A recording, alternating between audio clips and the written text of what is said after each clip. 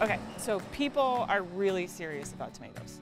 Gardeners everywhere, like a lot of people, like that is why they have a garden. And so I too am serious about tomatoes.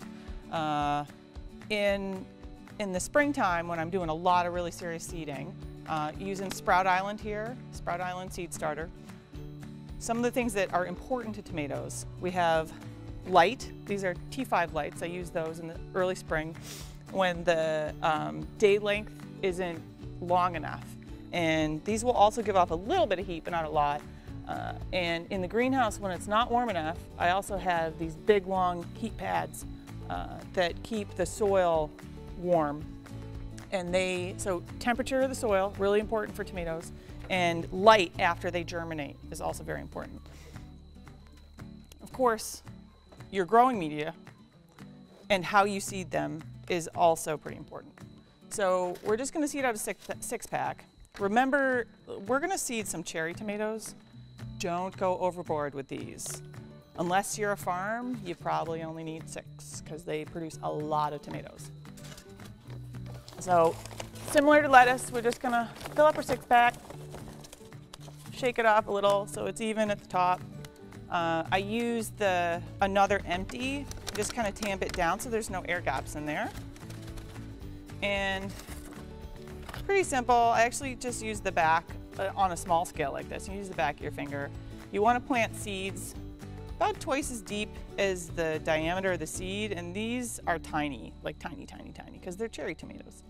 So usually like 1 or 2 seeds per cell, and then you have to thin them after they germinate, because if you don't, they're just going to compete with each other and they're not going to do as well as they normally would if they're a single. You can also put 1 per. That's fine. I just ran out of seeds because I dumped them out a little bit ago. Going to cover those over and then water them in.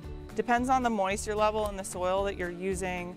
If you've left the bag open after you opened it, like some of the moisture evaporated, it depends. And in this case, this will water in real nice, just like this lettuce did. I just took the hose, I got a spray nozzle and went right over top of it. Now, when you want them to germinate, it's important, again, the soil temperature. So right now it's pretty warm, so they would germinate like this. I wouldn't need the heat mat, but you want it 70 degrees, like 70 to 80. So that's what the heat mat's for. In our case right now, that doesn't matter. It's warm enough. And then the other thing to do, you can set another tray, or they make those little plastic domes that go over top, on top. But if you do that, it's super important to take it back off again.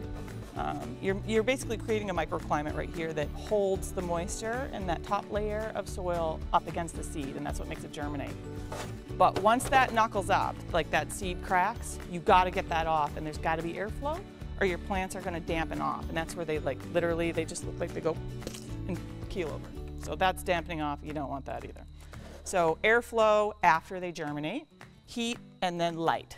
And that is how we're going to seed out cherry tomatoes with Sprout Island.